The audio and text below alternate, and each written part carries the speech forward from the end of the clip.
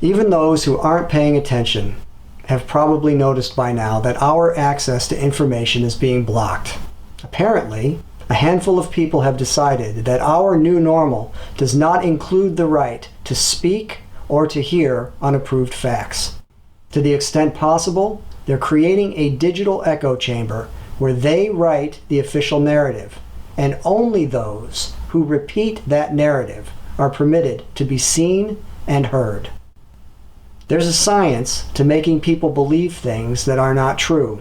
Bertrand Russell, an expert on the topic, argued in the 1930s that, quote, "The society of experts will control propaganda, and all real power will come to be concentrated in the hands of those who understand the art of scientific manipulation." He noted that, quote, "The population will not be allowed to know how its convictions were generated." So hopefully, this short video will shine some light on how they generate our convictions.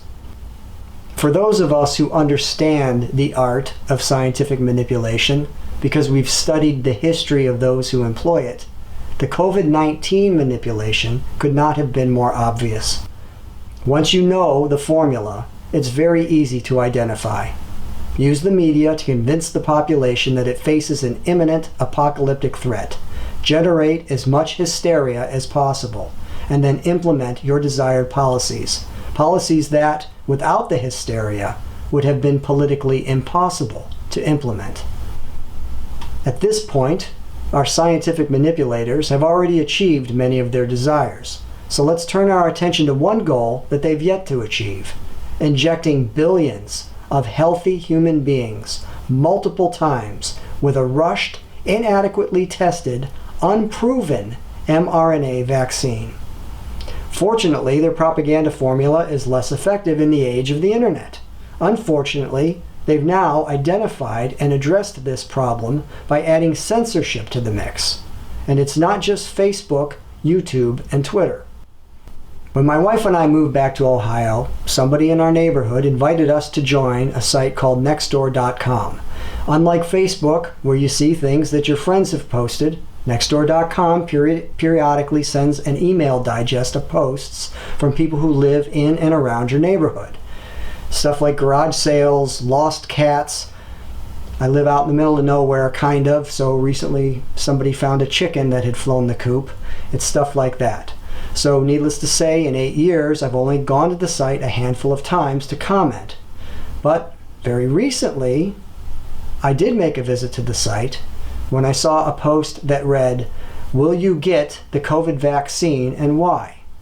Clearly I'm passionate about this topic, so I was one of the first ones to reply. I wrote, "No, you could not pay me enough to take a rushed mRNA vaccine for a disease that, in the vast majority of people, has a 99.98% survival rate, and that's if you catch it. Many seem to already have some form of immunity. Add in the fact that the vaccine may only reduce symptoms, not prevent infection or transmission, and the idea of injecting billions of healthy people seems downright criminal." So that was my first post, and I'm going to show some references here to back up my claims. Of course, all the links will be in the description. First, my claim that the vast majority of people have a 99.98% survival rate is based on information that comes from the CDC and the United Nations. Some of you might have seen graphics like this one that use CDC data to show the survival rate based on age. However, if you want to confirm this on the CDC website, you'll notice that the CDC presents their numbers in decimal form, and also they focus on the number of people who die instead of the far larger number of people who survive the disease. So that's not a problem. To confirm the survival rate, you only need to do two things. First, convert the CDC's decimal format to a percent by moving the decimal point 2 places to the right. Now you have your infection fatality rate, or rather your infection fatality percentage. And now subtract the fatality percentage from 100% and you'll see how many people survive. So in this case, you have 99.997% survive. And in this case here, you have 99.98% survive. Just for a little more perspective, a 99.98% survival rate translates to 1 death in 5,000 infected people. And I emphasize infected because it appears that many people are already immune to this due to exposure to other coronaviruses. It could very well be that 10,000 people need to be exposed for 5,000 to become infected and for one of those people to die. But the bottom line is this: contrary to what the pharma-funded experts and media want you to believe, unless you personally know at least 5,000 people under the age of 50, there's a real good chance that you won't know a single person in that age group who dies from COVID-19. So how many of the planet's 7.8 billion people fall into that category? How many of them are under the age of 50? According to the United Nations, about 6 billion of them. Here's that reference, and you'll note that the graph shows the figures in thousands. So to get the actual total, you'll have to add 3 zeros. Okay, and last but not least here, with regard to the references I want to provide, you can listen for yourself here as Fauci admits the vaccine might not prevent infection, but that's okay with him as long as it reduces symptoms. I wonder about the effectiveness. That's something that has been a topic of conversation, and I've heard a broad range of commentary from, it will block the virus entirely to it will simply diminish, the most severe cases. And if anyone experiences the virus, it will actually just be a sort of a milder version. So based on what you know right now and what you're seeing, do you anticipate that the first sets of vaccines out the door will be more of a less effective blocker of the virus? Well, that's a great question, and that's the primary endpoint of most of the virus, is to prevent clinical disease, to prevent symptomatic disease, not necessarily to prevent infection. That's a secondary endpoint, but the primary thing you want to do is that if people get infected, prevent them from getting sick. And if you prevent them from getting sick, you will ultimately prevent them from getting seriously ill. So that's what we want to do. The first point, which we call a primary endpoint, is that if the vaccine also allows you to prevent initial infection, that would be great. But what I would settle for, and all of my colleagues would settle for, is the primary endpoint to prevent clinically recognizable disease. And that's what we hope happens. And while we're talking about Fauci, I'd kind of like to add this. Here is the Nobel Prize-winning biochemist who invented the PCR test, Kary Mullis, giving his opinion of Dr. Fauci.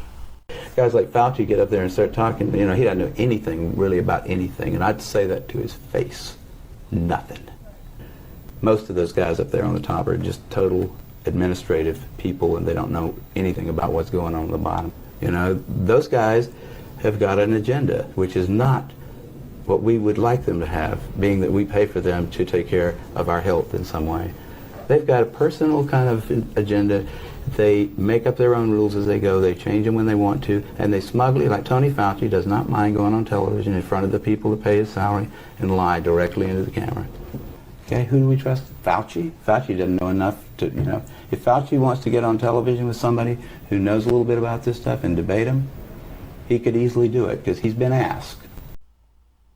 It's a shame that Kary died in August of 2019, just before the so-called pandemic was announced. I'm sure he'd have plenty to say about how Fauci and friends have used the PCR test that he invented to scientifically create public hysteria. Okay, so when I first replied under the COVID vaccine thread, only a couple other people had posted, and they too responded with an emphatic, "No way, I'm not taking it." Now, of course, maybe happy. However, the next day, somebody responded with a yes. Quoting from his post under the question, "Will you take the vaccine and why?" he replied, "Yes, the vaccine will be fully vetted. It will not be approved if the side effects are worse than the disease. Some people cannot take the vaccine, babies, and those with pre-existing conditions.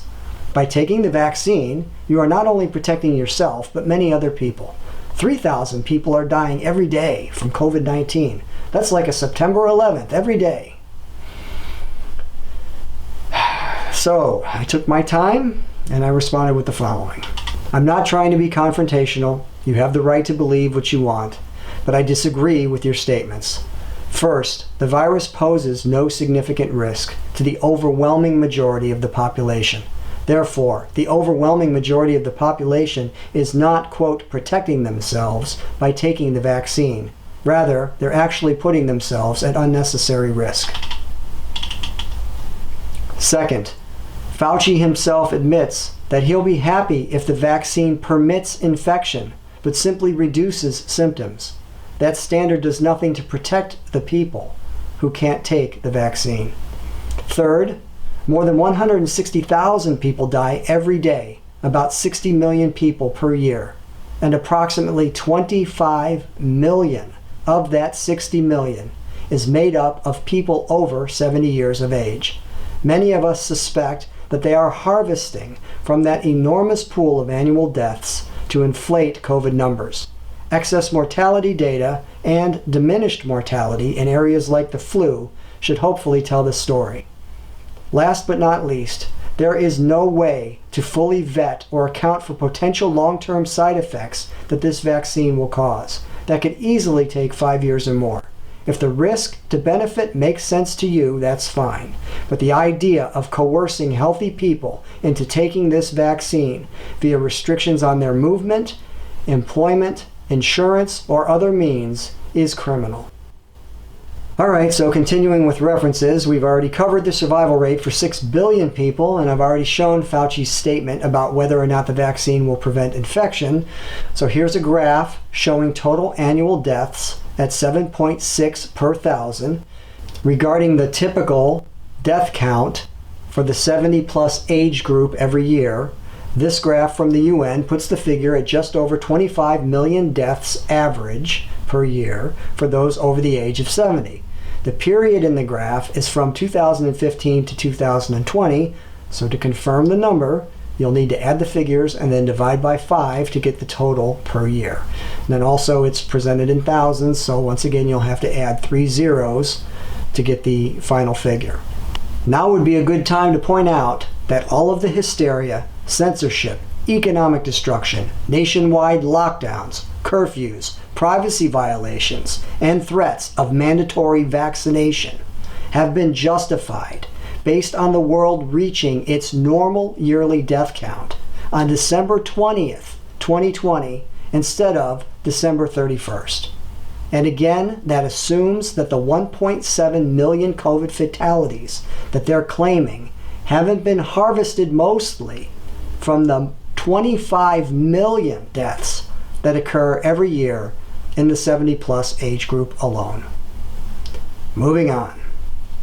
After posting my reply, I saved what I wrote to my computer, and I also saved the post that I'd replied to, and I'm glad I did, because I'm sure you can guess what happened next. The entire thread was deleted. Last time I checked, approximately 15 people had responded, and only 3 of them had replied, yes, I'm going to take the vaccine. So it was 4 no's for every 1 yes, and clearly that was unacceptable.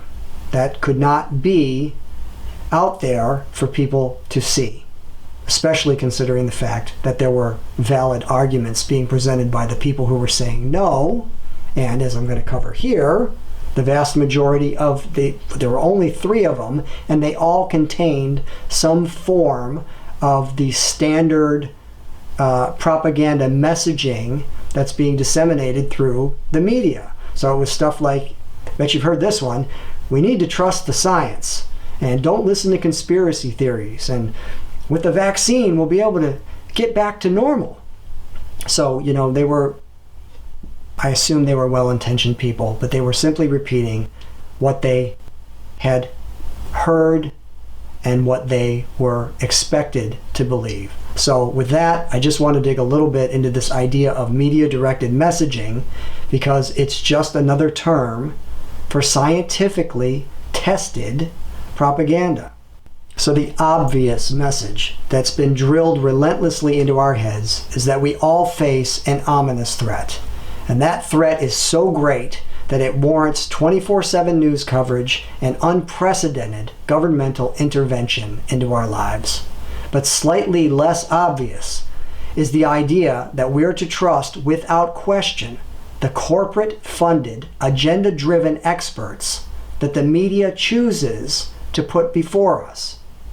This tiny group of media-approved experts is not superior in any way to the far larger group of dissenting experts, and in fact, you could easily argue that the tiny group is inferior because their job, as Kary Mullis noted, is to say what they are told to say. Their job is to create and maintain the illusion of consensus. If they value their prestigious positions at the World Health Organization, the CDC, the NIH, and other prominent institutes, they will not publicly challenge the official narrative. And by design, that official narrative contains no context that will lead to unwanted conclusions. In pursuit of scientific manipulation, society has been trained to accept media propaganda for reality. The screen says there's a new killer mercilessly ravaging the earth, and the people believe.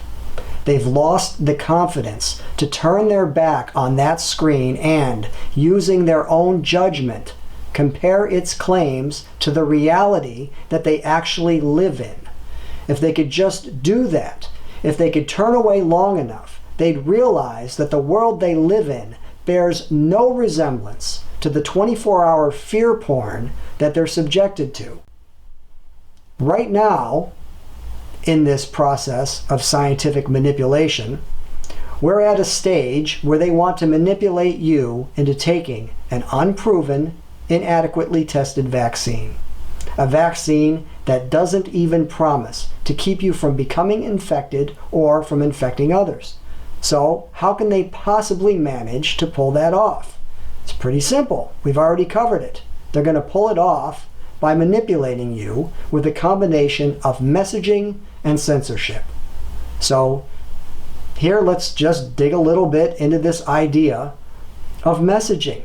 And if you want to read some of the messages that Yale University is testing on the public, you can do so. I will provide the link in the description. But here, let's just look at a few of the things that they're testing on you. Okay? First up, the guilt message. This message is about, quote, the danger that COVID-19 presents to the health of one's family and community. The best way to protect them is by getting vaccinated, and society must work together to get enough people vaccinated.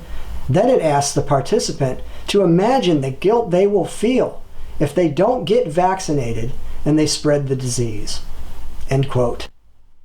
Can you count the manipulations in that short paragraph? First, we've already covered that COVID-19 isn't a threat to the vast majority of human beings, and that includes the human beings that are in your family and in your community. Second, they claim that the best way to protect your family and community is via vaccination. I hate to keep coming back to the math, but let's just do this really quick. If out of 10,000 people, literally 9,990 of them face no serious risk, then you are only exposing those 9,990 people to unnecessary risk by vaccinating them. As for the other 10 people who may be at risk, it's up to them to decide whether, in the best case scenario, reduced symptoms are sufficient motivation or a sufficient payoff for them to take an unproven mRNA vaccine, especially when other treatments buried by the media propaganda and censorship are available. And finally, as with most propaganda, they threaten exclusion from the circle of good, smart, brave, proud people who just did as they were told. You're either with the good guys who are working to get everyone vaccinated, or you'll be relegated to the status of a filthy, guilt-ridden spreader. Next message, personal freedom message. This one's good. COVID-19 is limiting people's personal freedom. And by working together to get enough people vaccinated, society can preserve its personal freedom. So first of all, COVID-19 isn't limiting personal freedom. Rather, it's being used as an excuse to limit personal freedom, and that's an important distinction. Now next, the idea that vaccination somehow preserves freedom is bizarre. I don't follow that argument. At best, what they're saying is that you must surrender your freedom to decide for yourself about whether or not you want this vaccination or you think other people should have it. And if you do that, then maybe they'll give back some of what they've already taken. But I don't see how that preserves freedom. That's just a completely ridiculous argument. So anyway, let me cover just one more here. You've heard this one, the trust in science message. It's literally, that's how it's labeled, the trust in science message.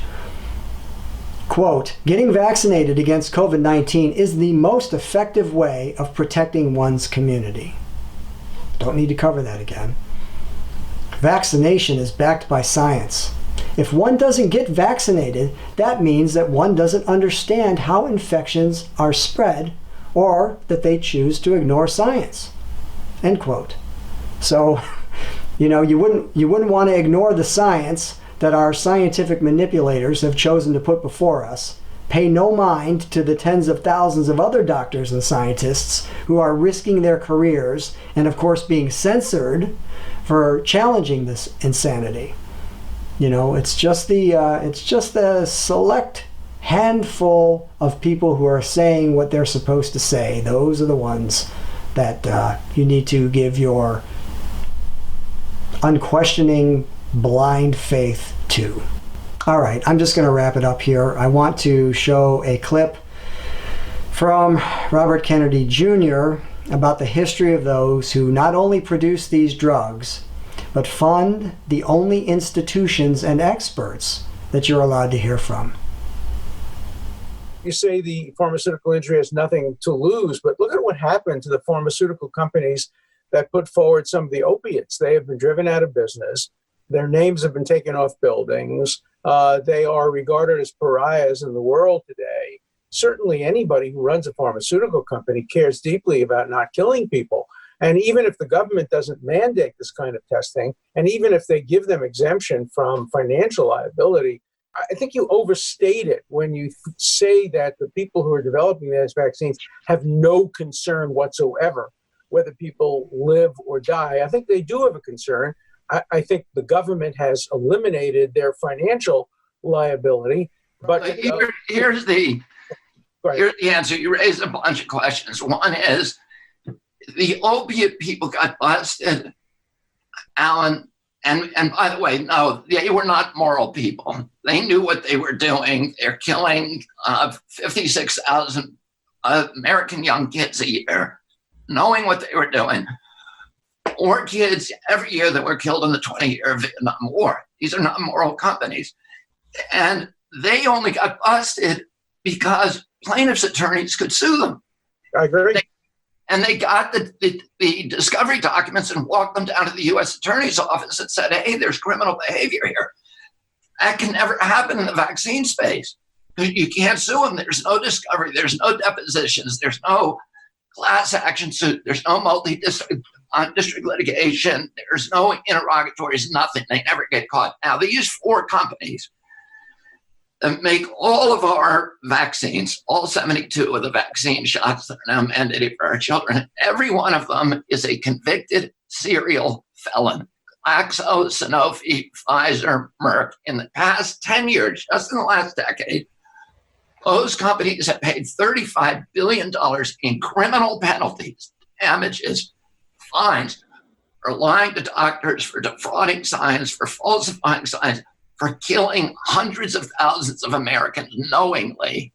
How can anybody, it requires a cognitive dissonance for people who understand the criminal corporate cultures of these four companies to believe that they're doing this in every other product that they have, but they're not doing it with vaccines. They are. Look, and I just want to answer your other question. No. Sure.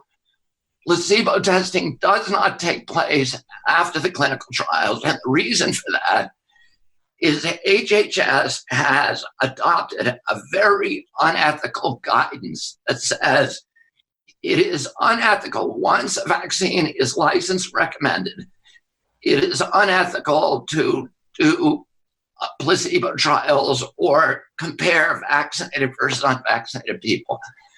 There are scientists who do it, but they're punished for it.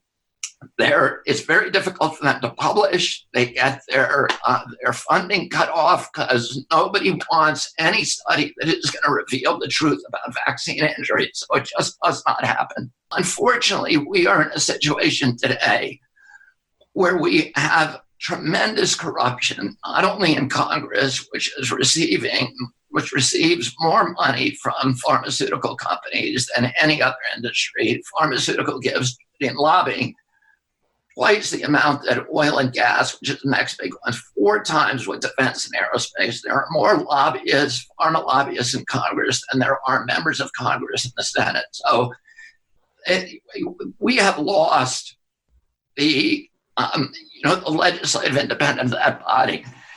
And unfortunately, Alan, the agencies are also captured. Now, you know about agency capture. It happens everywhere. And I've sued EPA my entire life. We just sued the EPA. We just sued Monsanto. We got an historic judgment, a $12 billion settlement in the Monsanto case. And I was part of that trial team. And one of the things that happened during that trial is that EPA took a position against us. They took a position that glyphosate Roundup does not cause cancer. As it turns out, we got an internal memorandum that showed that the head of the pesticide division in EPA was actually working secretly for Monsanto and killing studies and twisting studies and ghostwriting studies to falsify the science. Look, you're doing we great. We were able to show that to the jury. Now, imagine this. That's EPA, which is an independent agency. Imagine this. FDA, that's 50% of its budget from vaccine companies, from the industry, 50%.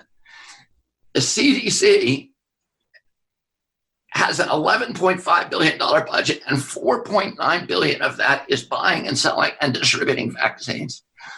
CDC is a vaccine company. It owns 57 vaccine patents, so it can make money on every sale of a vaccine. NIH owns hundreds of vaccines patents. NIH owns half the patent for the Moderna vaccine. There's 5 individuals at NIH, and the rules at NIH, if you're a scientist or an official who worked on a vaccine, you're allowed to collect $150,000 a year in royalties on sales that that vaccine makes. These regulatory agencies are actually vaccine companies. The vaccine marketing sales part of those agencies is the tail that is now wagging the regulatory dog.